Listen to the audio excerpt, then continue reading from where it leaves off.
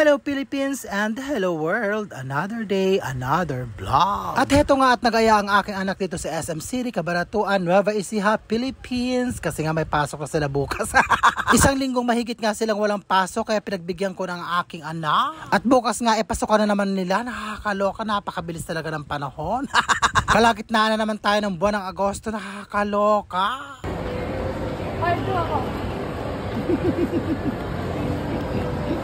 Andito yun. Pera siya. Oo nga. Nakain na. Ano ba ito mga to? Ano?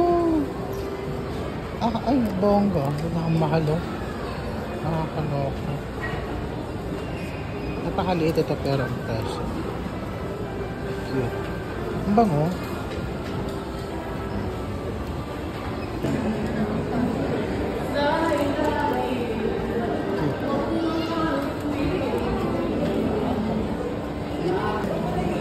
Kasi binayaw niya.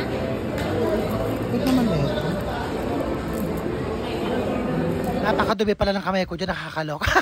Paano naglaro kami ni Maro? At heto nga at lumipat kami dito sa Robinsons, dito nga yan sa Pacific. Kung malapit nga lang yung SM Mega Center, dito nagpunta kami doon. Kaloka. Maglibot ang maglibot hanggang manawa ang aking anak. At dito nga ulit kami maglalarong dalawa, nakakaloka. Nanalo nga si Maro ng token dyan, nasa bag ko na pagkabigat-bigat, nakakaloka. Para pagbalik namin sa isang linggo, meron na naman siyang panglaro, diba? Pak na pak. Abay pagkatapos nga namin maglaro, nagutom ang aking anak. Kain tayo.